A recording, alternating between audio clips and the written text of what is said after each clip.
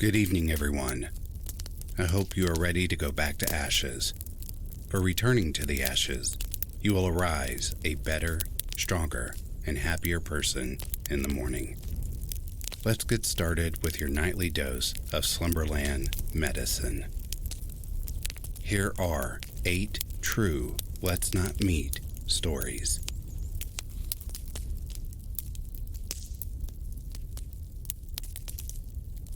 Alright, I spent my entire slow day at work thinking about this, so now I want to share my little story. My childhood best friend, Marie, and I were around 11 or 12 years old at the time.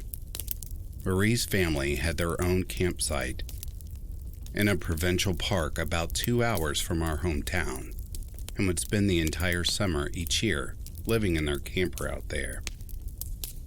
This particular summer, I was able to go and stay with them for a week, and we were excited to spend our time adventuring around the forest. On the last night that I was there, we decided we wanted to hurry down to the ice cream shop by the lake before it closed. It was early evening at this point, still pretty bright out, but beginning to lose light. The path we took was down a short slope right next to the main road, with maybe 10 feet of thick brush and trees in between. On the other side was the forest, with more tall, thick brush.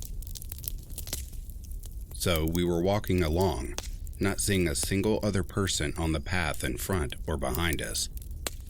We hear a sudden rustling and snapping of branches, similar to the sound of maybe a deer moving through the woods. I wouldn't have thought anything of it, but then the sound of running footsteps follows. Marie glances back and suddenly grabs my arm, urging me under her breath not to look back. At the same time, the running stops. I don't know why I didn't ignore her, and got a look for myself. I guess I could sense the very real fear in her voice and chose to listen. We both start to panic, getting that feeling like when you're running up the stairs after turning the basement light off. We pick up speed as much as we can without breaking into a sprint, knowing the ice cream shop is only about a minute walk away at this point. The path soon breaks and we are in the parking lot. Suddenly, Marie steers me hard to the left, heading towards the lake and the boat rental instead of continuing straight to the ice cream shop. And I go along with it silently, understanding ice cream is no longer in interest right now. Marie is clearly panicking at this point. We are both looking around, but it seems whatever scared her is nowhere in sight at this point. Marie walks up to the boat rental and gets us a kayak, and we climb in and begin to paddle out into the middle of the lake. As we paddle, she tells me that there was a man behind us, and that the man had stopped running at us very abruptly upon making eye contact with her. He had been wearing a long black coat with the hood up, despite it being the middle of July. He had a terrible smirk on his face, and she swore that he stopped running when she saw him put something shiny away in his coat. He appeared to have just emerged out of the brush after we walked past, given the sounds we heard right before he came running onto the path. We reach the center of the lake and stop paddling. I pull out my Nokia brick phone that my parents had, thank God, given me just in case. I hand it to Marie and tell her to call her parents to come pick us up. As the phone rings, I see her look out past me to the shore and go pale, lifting a hand to point to what she's seeing. I turned, and there was the man stalking his way around the path that circled the edge of the lake, staring right at us. We sat in the middle of the lake and watched him do 2 full laps, never looking away from us, before finally disappearing. It took a few tries to get a hold of her family. We were freaking out so bad the whole time, as the sun got lower and lower. We did manage to have someone come out with a truck, but by the time we reached the shore, it was pretty dark outside. I don't know what we would have done if we hadn't been able to call for a ride. Looking back, I don't know why we didn't just go up to the ice cream shop and inform an adult there and ask her parents to come get us then. But it all worked out. We got back safe, and we thankfully never saw that man again.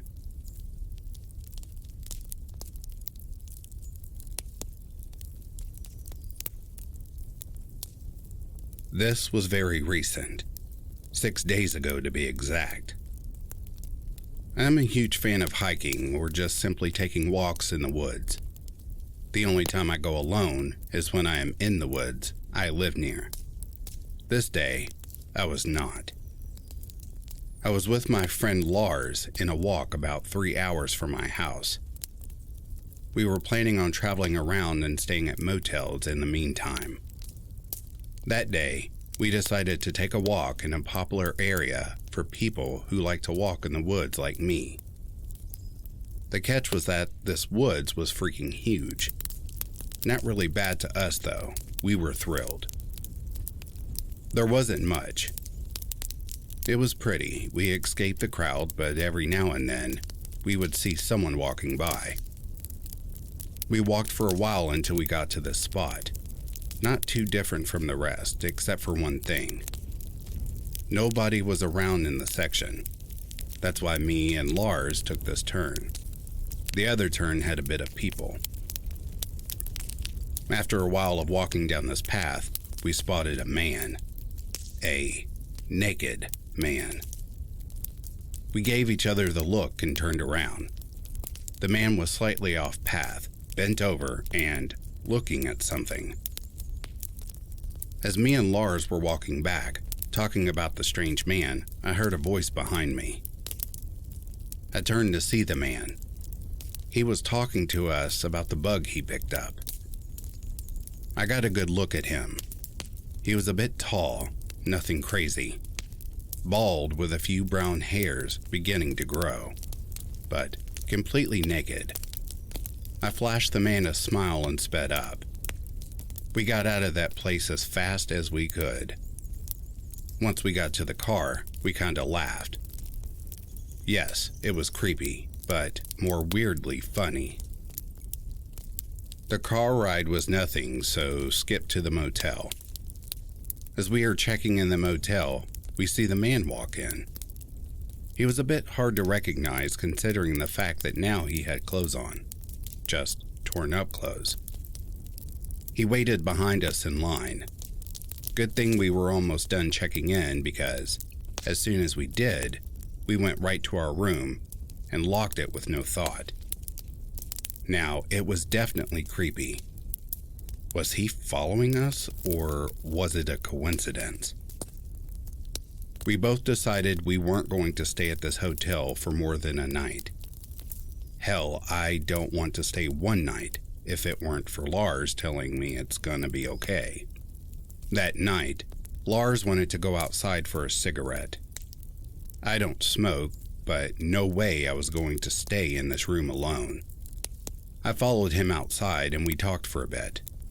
After a few minutes, I see the guy walk out of the doors. Lars put out his cigarette and began to walk inside. But before we got in, the guy pulled out what was probably a knife or something else sharp.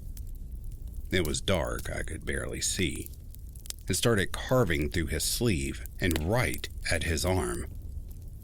I saw liquid trickling to the ground and immediately knew it was blood. I rushed into the lobby and Lars got the idea and followed. We alerted the staff, but by the time they got someone to come out, he was gone. To this day, I still have so many questions. Did he follow us? Why was he naked? Why was he doing that to himself? I will probably never know the answer, but honestly, I am still spooked. I don't know what I will do if I see him again, but I hope I don't have to think about it.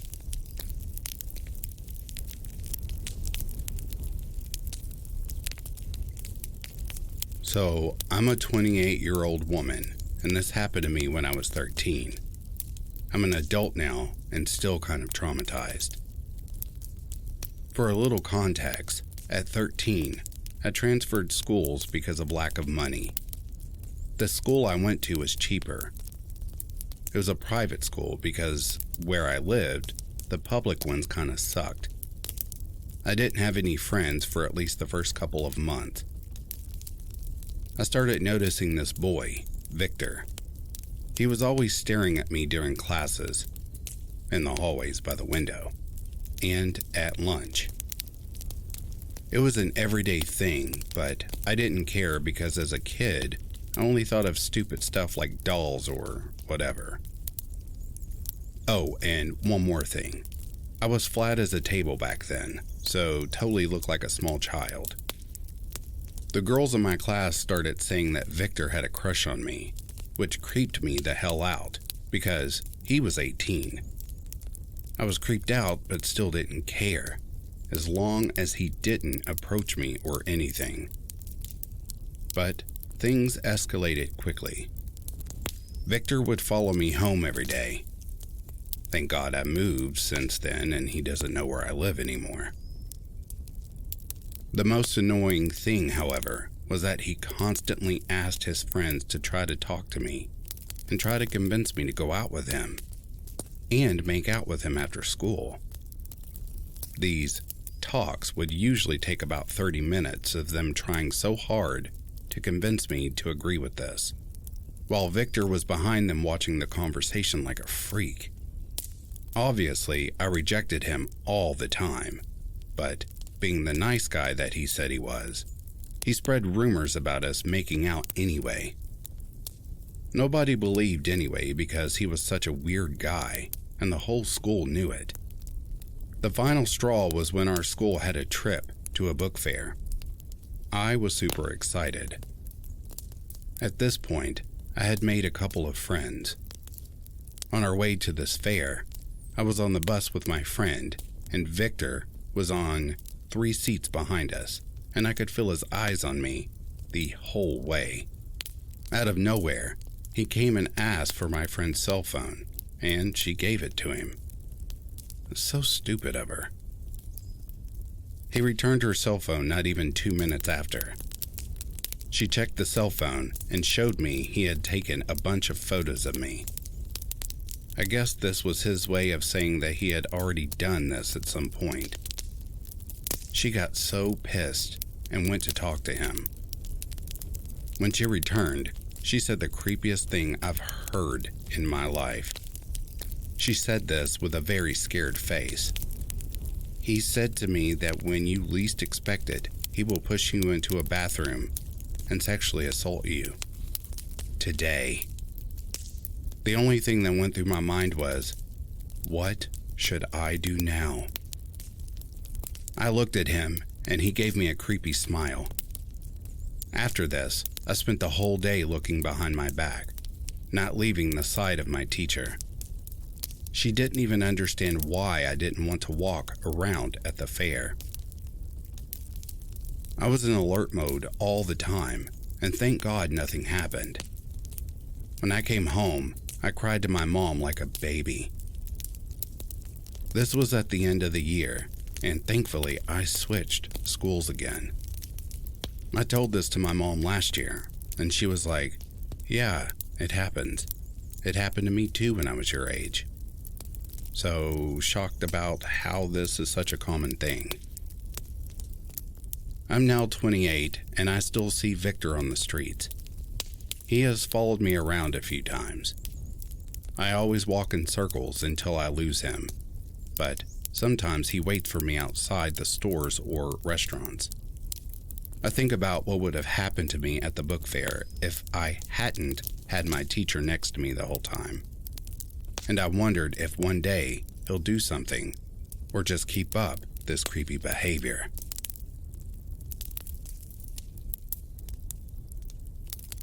I've been debating about whether to post this or not, but I finally decided that it's been long enough for me to talk about this. This happened to me and my mom a few months ago, back in October. It happened in a very rural part of New Hampshire, like a side road on a side road type of neighborhood. It was pouring rain out, as it had been raining for pretty much the whole day. My mom had just gotten back from down the street in my sister's car, and I was on the couch in the living room when suddenly I heard the doorbell. Our front door has a big glass pane in the front, so we can look out from the inside, and someone can look in from the outside. Through this window pane, I see a man. I didn't get a great look at him, as I didn't have my long-distance glasses on. The man noticed that I had seen him and waved as if trying to be friendly. For the rest of this post, I'll refer to him as Poncho Man. I got up and thought about opening the door for Poncho Man, but relented. As I couldn't properly see who it was, I didn't want to let a stranger into the house. Instead, I went down the hall to my parents' bedroom, where my mom was getting ready for work. She asked what was up, and I explained to her that a man in a poncho was outside our door and wanted to talk to us. She went as white as a ghost. Immediately, she stopped getting ready, closed and locked the bedroom door, and started checking the windows to make sure they were locked. I asked her what was going on. My mom explained that as she was driving home, she had seen the Poncho Man. He had been standing, motionless, on the side of the main street.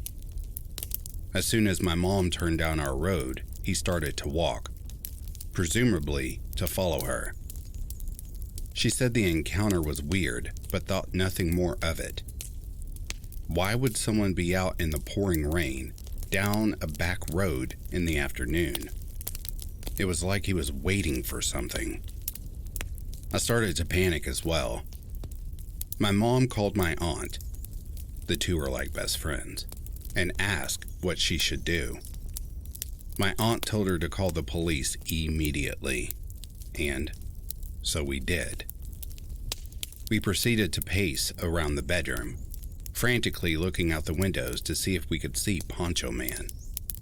From where the bedroom was angled, it was impossible to look at the front porch and see if he was still there, but we were desperate for anything.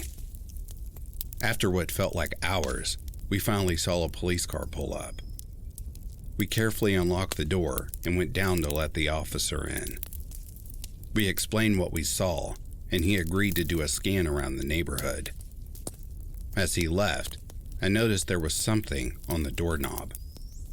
I took it off, and it was a political ad for a candidate that was running for office. It's possible Poncho Man was just campaigning for the candidate, but there are a lot of holes in that story. It was pouring out, so why would you go door to door? And why would you go that route in such a rural neighborhood? The houses are so far apart, you'd barely make a dent on foot. The time doesn't make sense either. Sure, I and my mom were home, but it was about 4 in the afternoon. Most people would still be at work, so you'd probably get no response from knocking anyway. Eventually, the officer returned. He had found the guy down the road and had questioned him. Poncho Man was able to ID himself, and he claimed that he was a political campaigner and was just knocking on doors for that reason. When probed further, conventionally enough, Poncho Man couldn't provide any other door signs, as the one he had left on our house was the last one. That makes the campaign story even more absurd. Our house is in the middle of the street. It's not like we were the last by any means, so why wouldn't you bring enough for the whole street? Even the officer pointed this out to us and said that it was unusual behavior. Although the officer was suspicious of him, there wasn't anything he could do about it, as there was no way to prove intent. He told us to be alert and do not hesitate to call if Poncho Man returns. Fast forward a few weeks, and I start noticing that a police car seems to be permanently stationed down the road from us, about a 3-minute drive. I got curious and asked my mom about it, and she said that there were multiple break-ins into the houses down the road, and the police were doing a sort of sting operation. The Poncho Man encounter and the break-ins may be unrelated, but considering how Poncho Man acted, I have a sinking feeling that they are connected. Thankfully, for the past few months, we've heard and seen nothing of Poncho Man. We got a new doorbell system with a camera, and the police left the area where they were doing the sting. I hope that this whole situation is over and done with, and that I never have to meet Poncho Man again.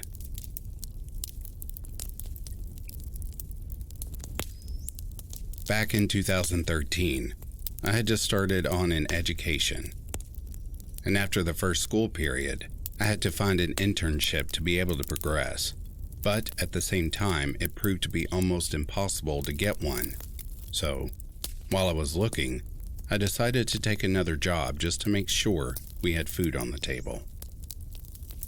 After searching for a while, I found out a friend of my fiance's family had his own handicap bus company, a kind of taxi service for wheelchair users or otherwise disabled people.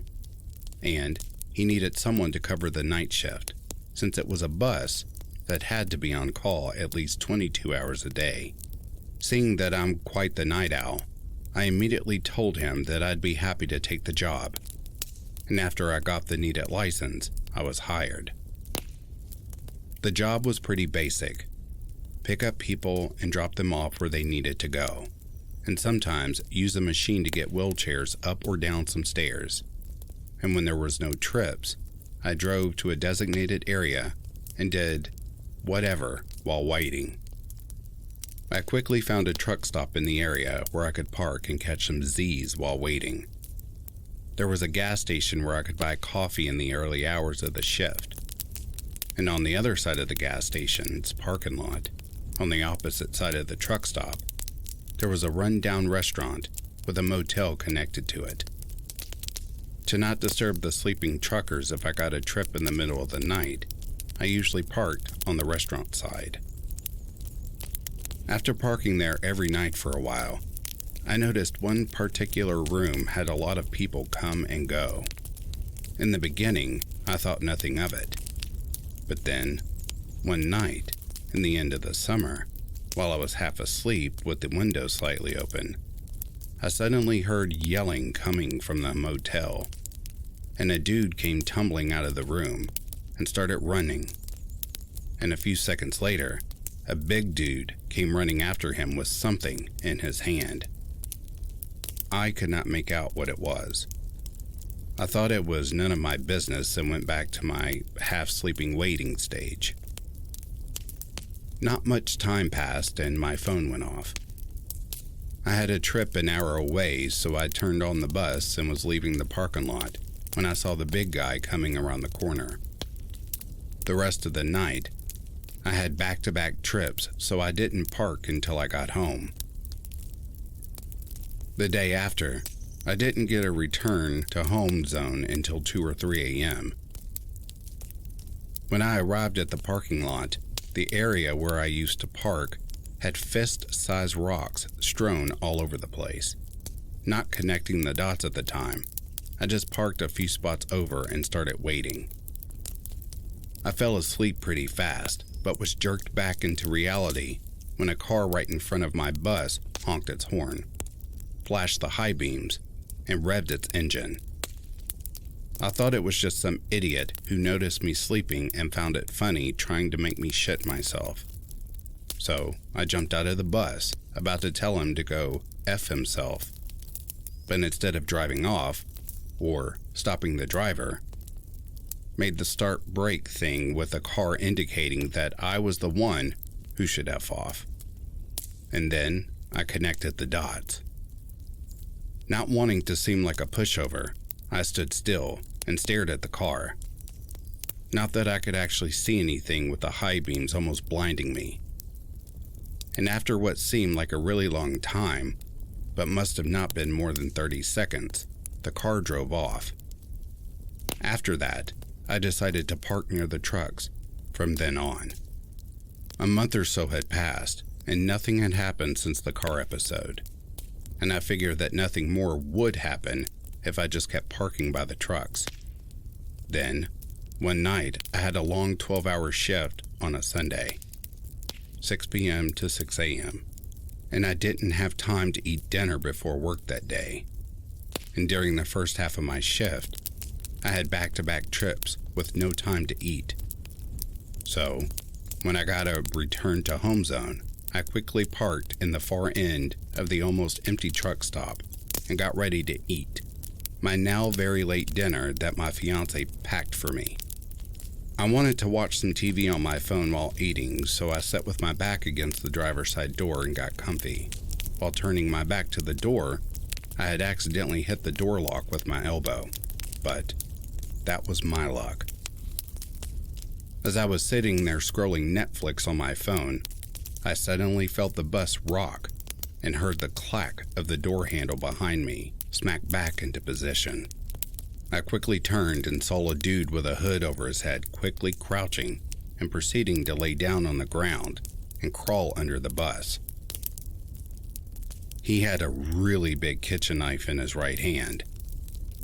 I quickly got up and made sure the other two doors were locked, and then I looked in all directions to see if I could spot him. He was still under the bus, and I was sure as hell not jumping out this time, since the knife made his intentions pretty clear. I turned on the engine, turned on the spots on the back of the bus, and looked around to see if I had scared him off, and lucky for me, it did. I saw him run off and into a bushy, woody area at the end of the truck stop. I never parked at that truck stop again after that night, and I made sure all doors were locked every time I was parked. So a quick detail before everything starts. This takes place during my mid-20s, and at the time, I didn't know I had cyclothymia, so I didn't know how to regulate my mind, and my life was quite an emotional mess.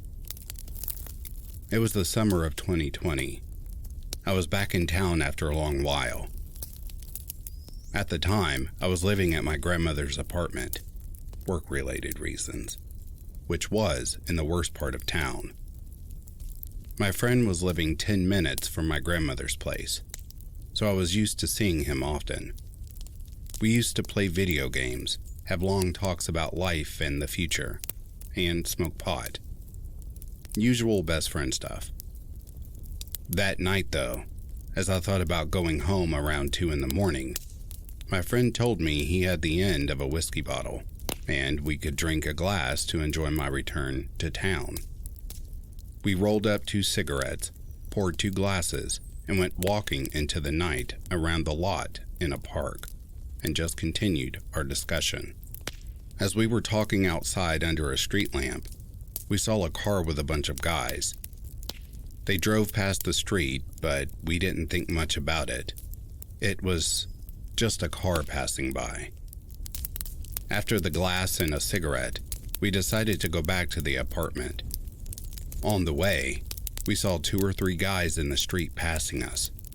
One of them exclaimed, "That's them," but seemed to look away behind us.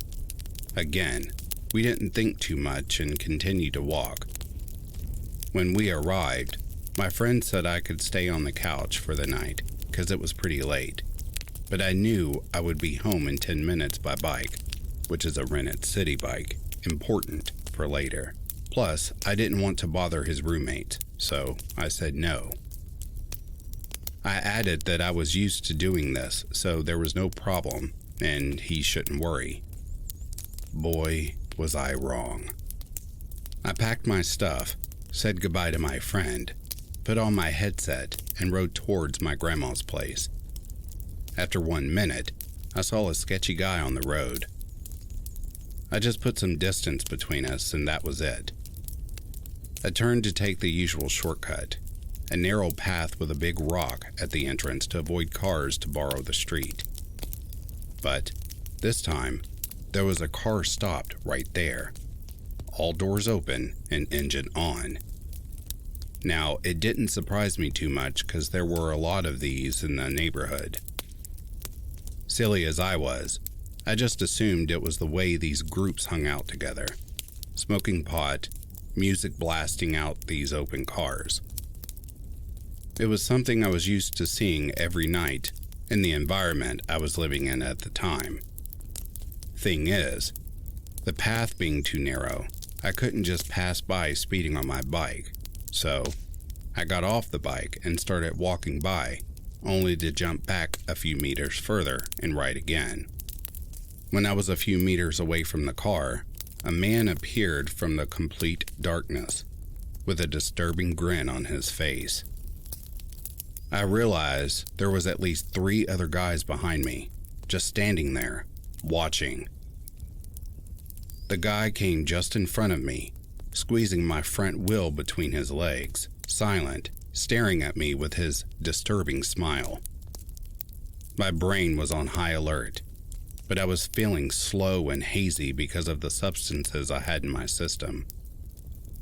I rolled the bike back and started to turn back, saying something like, "Okay, I got it." In the middle of my turn, the man repeated himself, squeezing the wheel again. Suddenly, he grabbed the back of my neck with his hand, forcing me to lean down. Now I knew I was in a real shitty situation. He was making fun of me, saying to his friends, "Oh, what am I gonna do? What am I gonna do now?" And laughing. Just so you know how this is hilariously stupid, people usually say I look like a nice and chill guy, and I got round glasses. That guy was rather muscular, shirtless, and full of bad hash and cocaine. At some point, I managed to free myself from his grip and took a few steps back and turned. I was now facing back to him, and that's when he threw a punch on the side of my head. White flash. I fell on the ground head first, and then on my back. I was hyperventilating and in a state of shock. He started to search my pockets and bag. He took my phone, headset, papers, everything I had on me. I heard the voice of a girl saying, "Enough, leave him alone." But he didn't pay attention as he was going through my papers. She obviously knew him and was part of the group. Lying down on the road, I was paralyzed with fear. I remember I was afraid to draw attention to me if I tried to stand up. Also, I was afraid he would just beat me up and break my arms and legs, or roll me over if they decided to go, as the scene took place just near the back of the car. But apparently, more interested in my belongings, I decided to stand up. The girl standing near the guy looked at me and said, "You need to go, now." So I took my bike and started to walk away. The other guys were around, watching in complete silence. Suddenly, I heard the man screaming, "I'm gonna kill you, you little B-word." Terrified, I threw the bike and started to sprint toward my friend's flat. I heard him run behind me on almost the whole street before he gave up. I never ran that fast, even in sports class. I knocked at my friend's door. I couldn't breathe. He opened the door, pulled me in, sat me down, and called the police. He gave me a big, huge glass of water. I woke up his roommate. He appeared more annoyed by all the noise and the fact I could have led these men to the apartment more than anything else. I finally slept on the couch. That is not even the end of this nightmare. The next day, around noon, I called my friend asking him to help me to try to search for anything they would have left behind. We met at the scene. I found my now empty wallet, and he found a little satchel full of cocaine. I also found a dead crow. On my way back, I noticed a car similar to the one of last night in a street nearby. I wasn't moving, but the engine was on. I didn't care.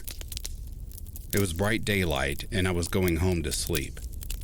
When I arrived in the parking lot of my grandma's place, I heard a car honking. I turned back.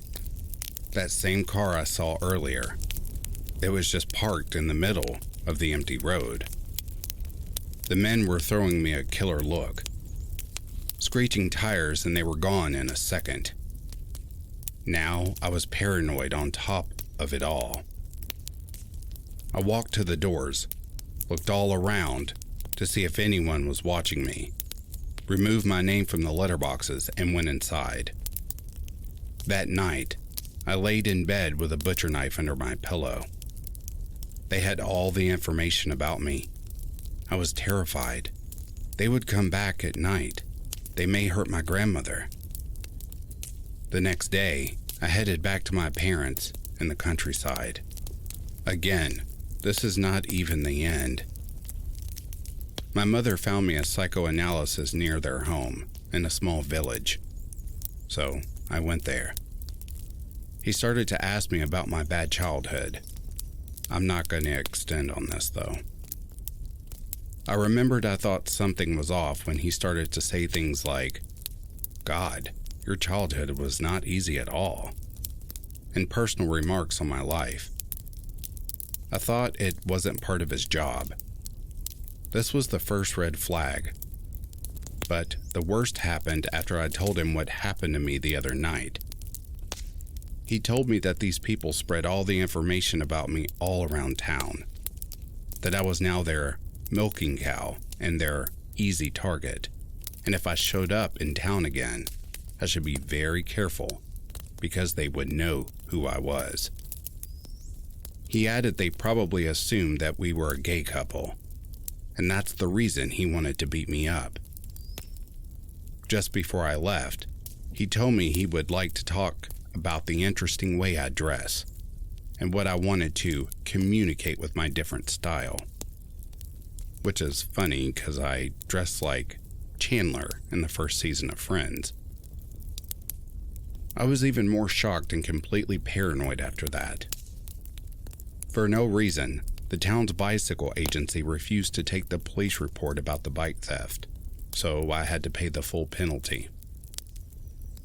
Also, I had to buy another ID and repay all of my credit cards and the psychoanalysis bill. I ended up paying almost 1,000 euros for everything. I lived reclused for 2 years at my parents' in the countryside, feeling highly depressed. I felt no one could understand my distress, and no one would try to help me at the moment. I felt alone. What still disturbs me to this day is the fact that even after he mugged me and had all my possessions, he still wanted to beat me up only for sadistic pleasure. I'm so glad I have good legs. Now I often have PTSD when I try to sleep, and also a lot of anger and feeling of injustice inside. So, to that psycho bastard full of cocaine, the silent group around him, and that twisted psychoanalysis that made me flip into paranoia, F you, and I hope I never meet you again. I apologize if that last story sounded a bit weird. English was not the author's first language. Please forgive the author. I've hesitated to share the story for a long time because I know how important the mutual trust between a resident and their landlord and maintenance staff is. And I don't want to instill any unnecessary distrust in anyone's landlord. I've shared stories before about dangerous and scary residents I encountered while working at apartment complexes. But this is a story about my time on the other side of things as a renter. Before I had even graduated from high school, I knew I wanted to live at Paradise Apartments. I was a bit naive at the time, drawn in by many amenities I would never use, but I primarily wanted to live there because the complex was pet-friendly and within my small budget. When the time eventually came for me to get my own place, I sublet the only apartment they had available and moved in. Unfortunately, I came to realize the apartment wasn't as nice as I'd originally thought.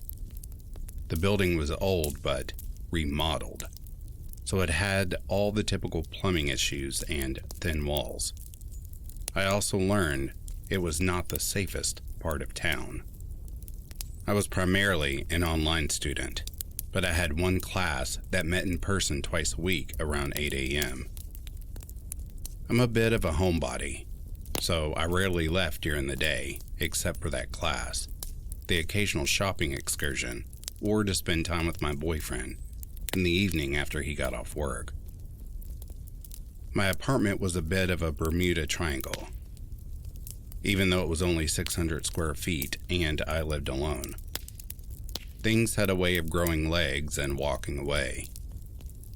I had 2 kittens at the time and blamed them regularly for things disappearing. Something odd that kept reoccurring, however, was that I'd find my underwear box out and sitting in the center of my bedroom floor on days when I had class. I didn't have a proper dresser, instead using an IKEA shelf with some IKEA boxes for designated clothes: socks, underwear, pants, pajamas. I always could have sworn I'd put the underwear box away after getting ready for class, but I chalked it up to me forgetting as a result of having to get up early and being focused on getting to class on time.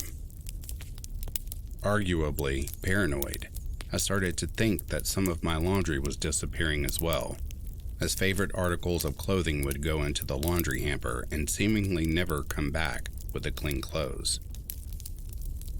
Towards the end of that semester, I was working one evening on a homework assignment when my boyfriend called to let me know his roommate had accidentally locked him out of their apartment. I had a key to their place, so he asked if I could run over real quick to let him in. Before I left, I made a mental note that I had left literally every light in my apartment on. Because I was living on a pretty tight budget, I normally made a point of turning off all the lights when I left. But my boyfriend only lived about 5 minutes away, so I knew I'd be there and back very quickly. Sure enough, I got back less than 15 minutes later. I immediately sensed something was off, as I could see the lights were off through the blinds. I called my boyfriend and he drove over to meet me. We unlocked the door and went in. All the lights were off in my apartment. Thinking maybe I had a power outage, I flipped on the main light, and it came on. My boyfriend checked the entire apartment. No one was inside, but someone had gone through and systematically turned off every light at their switch, including my lizard's basking light, the only light I always left on because it was on a timer, and my laptop, which I'd left open on my assignment, but now the computer had been powered down and closed. We called the emergency maintenance number, and I explained that someone has been inside my apartment, and that they had to have had used a key because there is no sign of forced entry. The manager called me back and told me I had to be imagining things. Maybe I had forgotten then I had turned off the lights before I left. I assured him that I wouldn't have turned off the computer or the lizard light. Someone had been in my apartment. I told him I was extremely worried, because obviously this person had a key to get in. Either way, they worked for the complex. Or maybe it was a previous tenant or guest. I asked if they had changed the locks after the previous tenant moved out, and they assured me they changed the locks after every move out. The manager suggested maybe it was a friend pranking me, someone else I had given a key to. The only other person I had given keys were my boyfriend. His key to my apartment had been locked inside his apartment on the same key ring as his own apartment key. And my mom, she lived 3 hours away. In any case, neither of them would have pranked me in this way. The manager finally agreed to send someone out immediately to change the lock, for my peace of mind. I brought up my concern that it was someone on the staff since they would be the only other person to have keys. The manager claimed the keys were locked in a special safe that required a personalized code to track who took the keys and when, in an office with a security camera. They changed my locks, but I had my doubts that it would do much. As far as I was aware, there were only 2 maintenance men that worked at the complex. One nice older man that didn't seem at all that skilled, and a younger guy with a scruffy beard that gave me a bad feeling. I suspected he had to be the one that had come in. When I had first moved in, the manager had told me I would be getting a new kitchen counter within the first 3 days. I waited to move in my kitchen stuff, but after a week, they hadn't come. And then after a few months, I had completely forgot about it. One day, I was sitting in my living room, and the scruffy maintenance guy walked in without knocking or announcing himself, and I hadn't received a notice to expect him. He said he was there to replace my countertop. It took him 2 days to install one small piece of counter. A few weeks later, I was getting out of the shower and heard a single knock at the door. I called out, "Just 1 minute," and hurried to get some clothes on. Not 2 seconds later, the door started to open and I had to slam it shut, still wrapped in a towel, to stop him from coming in. He claimed he hadn't heard me call out, but I had my doubts. I don't remember what made-up excuse he had for coming in. Another time, I found a note from him that he had come in. Again, it didn't give a reason as to why, but that he'd made sure not to let my cats out. He also made a note about my third cat being cute, except I didn't have a third cat. I did, however, have a picture of my childhood cat in my bedroom on the IKEA shelf where I kept my clothes. At that point, I went to the office to ask them to make a note in my file that I, A, wanted at least 24 hours notice before entry going forward, and B, wanted to always be present for future entry. Now that I knew without a shadow of a doubt that someone was coming in secretly, it all made sense. It hadn't been long after the surprise maintenance visit stopped that things had started moving around in my apartment. He was also on site all the time. Everyone on staff also lived at Paradise, so he would know when I came and went. Who knew how many times he had snuck in? How many small souvenirs he had stolen? He could have been coming in while I was asleep. After the night with the lights, I put my own lock on the door, but still didn't totally trust the apartment. I ended up buying a condo shortly after, with help from my parents, subleased the apartment, and moved. Right around that time, I also got my first job working in a different apartment complex. In the final days before I left, my mom came into town to help me move my stuff. While she was home alone, I was at class, she caught the scruffy maintenance man trying to get his key to work in my lock. She demanded to know what he was doing, and he said he was there to paint the front door. I hadn't received a notice, and he didn't have any paint or supplies. She told him he could wait until after I had moved out. A few years later, I was shot by the owner of Paradise Apartments while working at another complex in town, OK Apartments. Shopping is when an employee from one apartment complex takes a tour of another apartment complex under the guise of wanting an apartment for the purpose of gaining information they may not otherwise easily give up. It can also be performed by our own management company to make sure you're doing a good job. There were certain tells a shopper always gave, like asking specifically worded questions. Is it safe here? I'm a felon, can I live here? Etc. That required specifically worded answers and were easy to trip up on.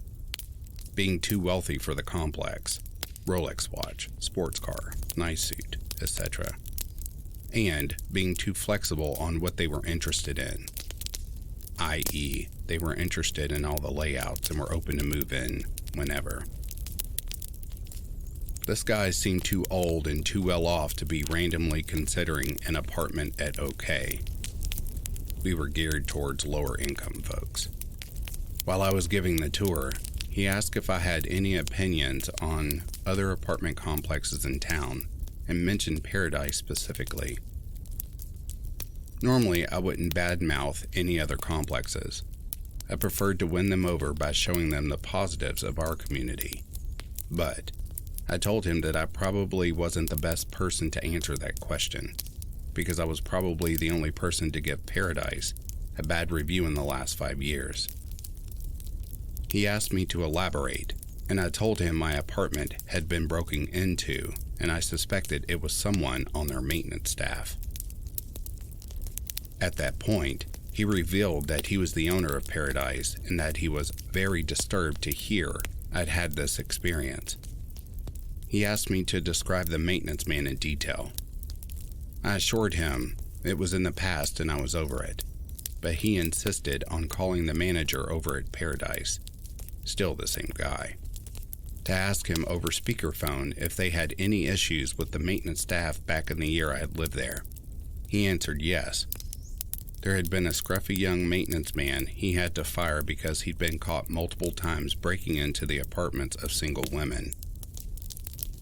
Satisfied, the owner proudly told me the issue had been resolved and asked if I would be willing to change my review.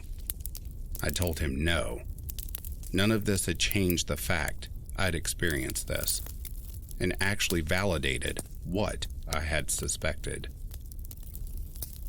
In the years I worked as a leasing agent, I learned a lot about where complexes will cut corners to save time and money. From my experience, a lot of the complexes did not switch out the locks if the tenant was good, and a lot did not require background checks for employees, even though they did require them for tenants. Keys also got passed out willy-nilly to vendors and maintenance during turns, and employees frequently got master keys that would open all the doors. I won't go so far as to say every complex operates this way, but every complex I worked at was doing this when I started there. Because of my own experiences, once I began managing a complex, I enforced strict rules about changing locks, tracking keys, posting proper notices, and requiring background checks for all employees and tenants. At least here in Florida, with Maya's law going into effect this year, background checks for employees and security measures for keys are required for all complexes.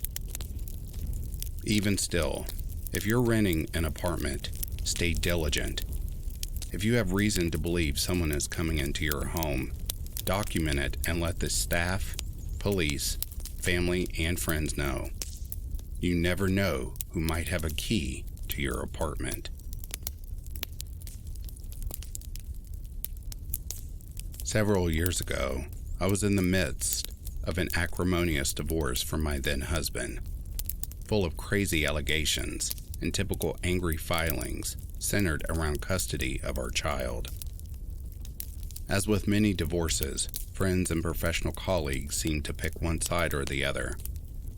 In my case, there was one sort of professional contact who reached out to me after hearing about the divorce, who offered to be a witness for my case because of some experiences he related that I had been previously unaware of regarding my ex's behavior out at networking events.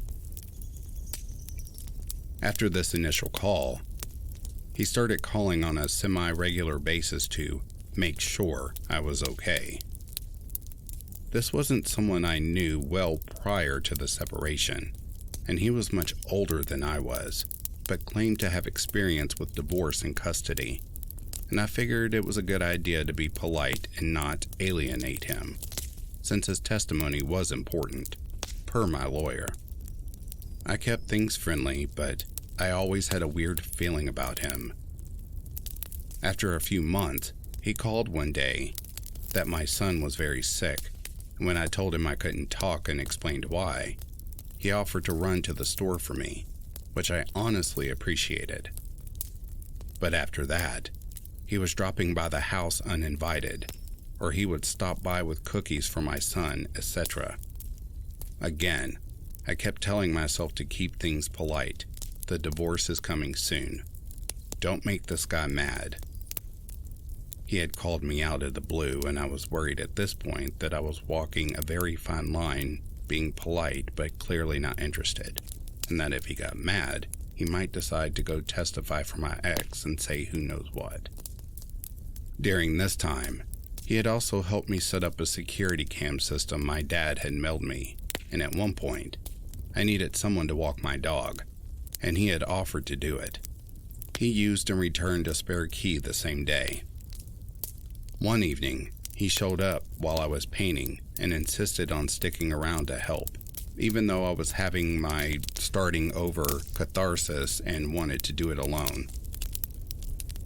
Just after the painting day, he came around, uninvited and unannounced, with magazine photos of decor, and started carrying on in this manic way about how we could finish decorating the house. I was so weirded out that I made an excuse to leave, started ignoring his calls, and took my son and dog to stay with my parents for several weeks to avoid a drop-in. I came home just for custody exchanges. I came home a few weeks later, thinking he would have gotten the hint, and it was a quiet day. The following morning, I took my son on an outing, something like the zoo, and we both came back hot and tired. I put my kiddo down for a nap in my bed and decided to close my eyes with him. I woke up maybe an hour or so later, and it took me a moment to realize something was way off. As I'm blinking off the sleep, I realized there was a rose bush sitting on my bedside table that I most definitely had not put there. There was a post-it note on it, something about planting it in the yard. I started shaking immediately because I recognized the handwriting, and stood up to go splash some water in my face and decided whether to call my parents or the police. I didn't want any trouble because of the divorce. As I stepped into my bathroom, I realized that the mirror was covered in post-it notes, all with super creepy messages that were intended as like love notes or with affection, but which all scared me. I was still waking up and trying to figure out how these notes could possibly have gotten into my house. My front door was definitely locked. But as I went from room to room, there were notes everywhere. I mean hundreds of post-it notes covering the walls, in my cabinets. There was even one inside my coffee maker. I started grabbing all of them and putting them into a pile. When I got to one in the kitchen that made my blood run cold, it said, "You're cute when you think no one is watching you." And I realized that there was a security camera pointed right where that note was left. The one he had helped me set up months earlier when I didn't think he was a psychopath. I called my parents in hysterics, sent them a bunch of photos, and my dad insisted I should not call police. Remember, custody battle. But that he would drive over and change the locks and put a chain on the door. We also immediately changed the passwords on the security cameras, which had been installed to document if my ex tried to break into the house, so there was one on the front porch, but 3 inside the house, including one in my bedroom. This man could apparently see and hear everything going on inside my house for months. The security cameras, I realized he had just paid attention to my passwords when I was setting up the system. But the only way I can figure out that he got into my house is that he must have made a copy of my house key the day he had it. And because my dog had gotten to know him, he wouldn't have barked to warn me, which also scared me. I was absolutely terrified. This man had been in my house for a long time. There's no way he could have put that many notes up quickly. And he was right next to my face and feet from my son while we were sleeping, and somehow thought that was okay. I left and stayed with my parents again for a few days, afraid of what he was going to do when he realized that he was now both physically and digitally locked out of my house. When I came home, my son had gone to his dad's for the night, and I was home alone, on the phone with another friend from out of town. At about 10 p.m., this man showed up at the door, pounding on it, trying the locks, screaming obscenities, and demanding to be let into his house. Gone were all the niceties. This was someone completely furious and derailed. All I could do was hide in my bedroom until he left, what felt like an hour later. This was St. Patrick's Day, so I'm sure he had been drinking. After that, there were several other times someone would start knocking on the door in the middle of the night, always when my son wasn't home. I think he was crazy, but not that crazy, and figured if I called the police, he would get in more trouble if my son was there, but he knew the schedule, so I know it was him. He tried reaching out using fake social media accounts several times, always getting blocked. Years later, I discovered that he had friended my mom on Facebook and was therefore still able to see all the photos of us that she posted or shared. And there was a huge argument when I saw she had left her computer logged in. A conversation they were having about me and how he could get back into my life. I sold that house 2 years later, still finding new notes even as I was packing. And I am more than relieved that he no longer knows where I live. I don't post photos of my new house online. Not the front, anyway. And I have changed the privacy settings on my social media accounts. I avoid all the places he used to go, the networking events he attends, and I stay as under the radar as possible. I could never bring myself to play back the security camera videos because I was traumatized enough and didn't want to see just how much danger we could have been in. Hopefully he never sees this post, but you know who you are. I hope our paths don't cross again.